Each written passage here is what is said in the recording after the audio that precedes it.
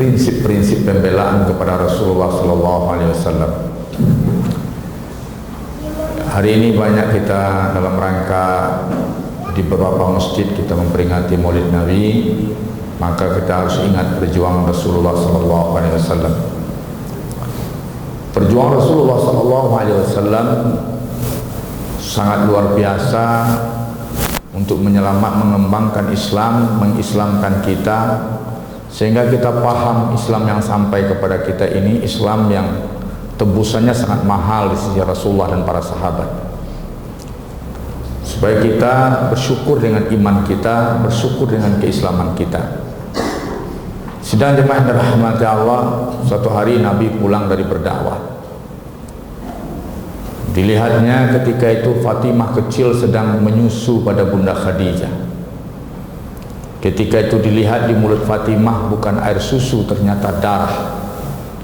Sudah tidak ada air susu yang diminum, ternyata yang disapih oleh Fatimah ketika itu radhiyallahu anha adalah darah. Karena Bunda Khadijah sudah sakit sekian lama. Ketika itu dibersihkan oleh Rasulullah SAW, kemudian Bunda Khadijah memberikan isyarat kepada Rasulullah SAW, ya Rasulullah, aku ingin menyampaikan sesuatu.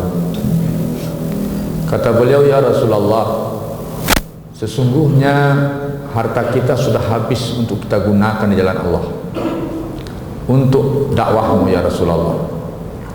Harta kita sudah kita habiskan untuk dakwahmu. Ini pengorbanan Bunda Khadijah, seorang wanita pengusaha sukses, terhitung terkaya di tanah Mekah, kemudian hartanya dihabiskan di jalan Allah. Dan sekarang saya sakit, mungkin sakit ini akan membawa kematian saya. Dan saya berpikir dan saya risau, siapa yang akan mendampingi dakwahmu nantinya ya Rasulullah. Ya Rasulullah, seandainya setelah kematianku engkau pergi berdakwah, engkau terhalang oleh sebuah sungai yang tidak ada jembatan, maka galilah kuburanku, ambil tulang-tulangku, jadikan jembatan yang menyampaikan engkau ke tempat dakwahmu.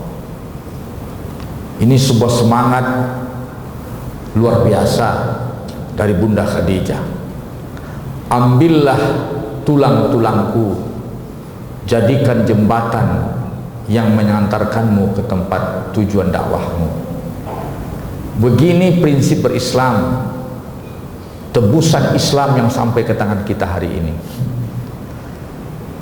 yang mana Bunda Khadijah dari kaya raya menderita secara duniawi demi dakwah dan menyelamatkan Islam yang ada di tangan kita hari ini. Setelah Fatimah remaja, Fatimah suatu hari meraba-raba perut bapaknya. Ada benjolan di perut Rasulullah Sallallahu Alaihi Wasallam. Ditekan karena rupanya benjolan itu keras. Wahai bapak, apa ini pak? Dijawab oleh Rasulullah, ini batu nak yang bapak ikatkan di perut bapak. Untuk apa ya ayah? Ya abati, wahai bapakku, untuk apa? Dijawab, untuk mengganjal rasa lapar. Tidak jarang Rasulullah berhari-hari tidak makan, namun dakwah dan perjuangan dan perperangan tetap dijalankan. Suatu hari seorang janda mencari anak remajanya seusai perang Uhud. Kemudian ketika itu dicari-cari, sahabat lain bertanya, wahai bunda, engkau cari apa? Mencari anakku yang ikut berperang. Apakah dia sahih karena dia tidak muncul setelah perperangan? Akhirnya diketemui dengan dibantu oleh para sahabat, ketemulah jenazah anaknya, seorang remaja muda. Ketika diangkat, ternyata di perutnya itu ada benjolan-benjolan. Ada apa ini wahai bunda? Dibuka, ternyata itu batu nak. Itu batu wahai tuan-tuan, itu batu. Diikatkan di perut anakku supaya tertahan rasa laparnya. Karena kami sudah sekian hari tidak makan, kemudian seruan jihad dari Rasulullah datang, maka anakku bersikukuh untuk ikut berperang bersama Rasulullah dalam keadaan lapar. Jadi perang Uhud itu dimenangkan oleh sahabat-sahabat yang kondisinya lapar, termasuk anak muda remaja itu. Berhari-hari tidak makan. Islam yang seperti itulah yang sampai ke tangan Bapak hari ini. Apakah Bapak-bapak tidak menganggap Islam itu sangat mahal, butuh tebusan sepanjang zaman? Sidang jemaah rahmati Allah, suatu hari ketika Rasulullah, bagaimana pembelaan para sahabat terhadap Rasulullah dan menjaga keselamatan Rasulullah dalam perperangan perang Badar, ada dua anak kecil bertanya kepada Ibnu Mas'ud, yaitu namanya, yang beliau ini, dua anak kecil ini masing-masing memegang pedang. Kemudian Ibnu Afra ini, anak kecil ini, bertanya kepada Ibnu Mas'ud, "Paman, tunjukkan kepadaku yang mana, tunjukkan kepada kami yang mana Abu Jahal itu yang menghina Rasulullah." Maka ditunjuklah Abu Jahal oleh Ibnu Mas'ud, itu dia. Ketika itu Abu Jahal dikawal oleh banyak petinggi Quraisy, pasukan-pasukan elit Quraisy. Maka ketika itu Muawiyah bin Afra dengan kawannya ini, setelah dia tahu itu Abu Jahal, langsung keduanya melesat berpacu dengan pedang terhunus menerobos pasukan elit Abu Jahal dan membunuh Abu Jahal. Dua anak kecil yang mungkin tingginya tidak lebih dari pedang yang dipegangnya. Ketika itu dalam kisahnya, setelah Abu Jahal jatuh, yang satu menusuk Abu Jahal, dua-dua menusuk Abu Jahal, kemudian yang satu memancung kaki kuda Abu Jahal, terjatuh Abu Jahal ketika itu. Maka baru tersadar pasukan elit Abu Jahal, maka dipancung tangan satu anak ini. Maka kemudian dipindahkan pedang ke tangan satu lagi oleh salah seorang anak ini. Maka ketika itu terjadilah pertempuran sengit, dua anak kecil ini berada di pasukan elit Abu Jahal. Abu Jahal sudah meregang nyawa. Maka ketika itu tangan salah satu anak ini sudah ditebas oleh pedang tapi belum putus. Maka tangan ini tergantung-gantung. Tangan ini tergantung-gantung. Maka kata beliau, Muawiyah bin Afra menceritakan, aku injak tanganku itu, aku angkat tubuhku supaya lepas tanganku yang mengganggu itu dari tubuhku. Dan mereka terus melanjutkan perperangannya. Dua anak kecil membela Rasulullah SAW. Renungkan bagaimana pembelaan kita terhadap Rasul dan agamanya ini.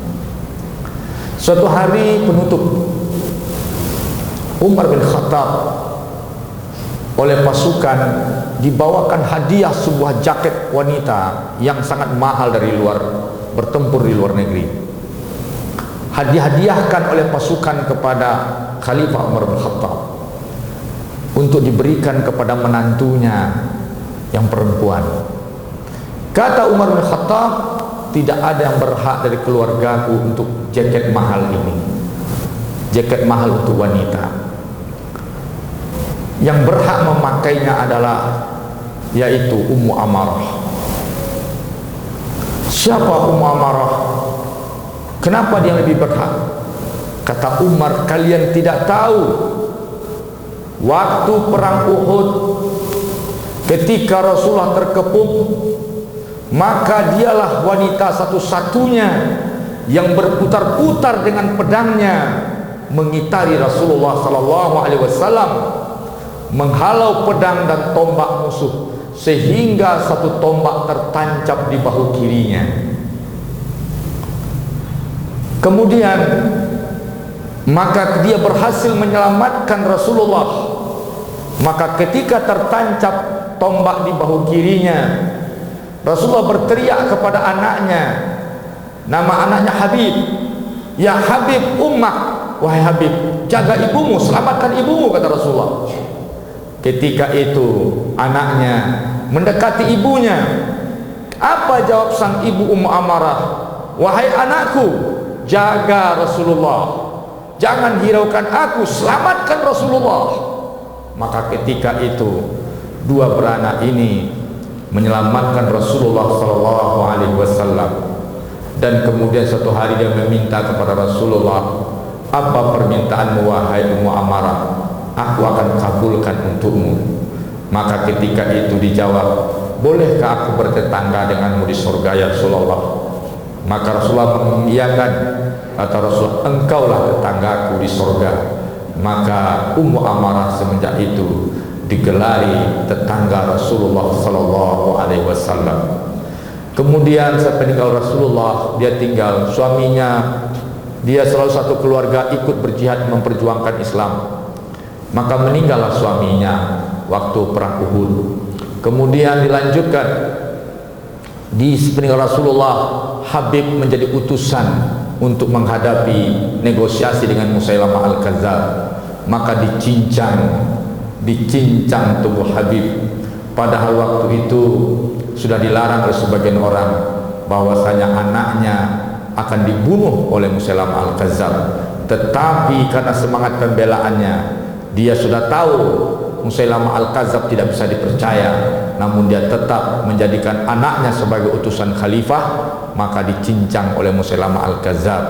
Kemudian dia terus melanjutkan pertempurannya. Maka akhir hayatnya seorang janda tua itu juga syahidah di medan tempur dengan pembelaan yang luar biasa sampai akhir hayat terhadap Islam.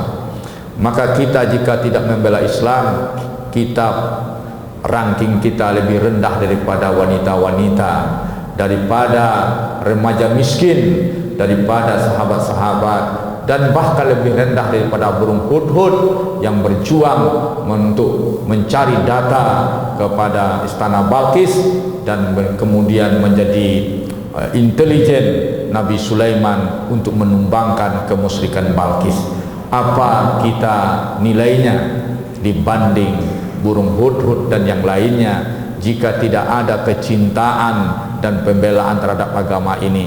Apalagi kita ini justru menambah masalah untuk agama ini. Fa'tabiru ya ulil absar, sedang dimana rahmat Allah, mudah-mudahan bermanfaat. Assalamualaikum warahmatullahi wabarakatuh.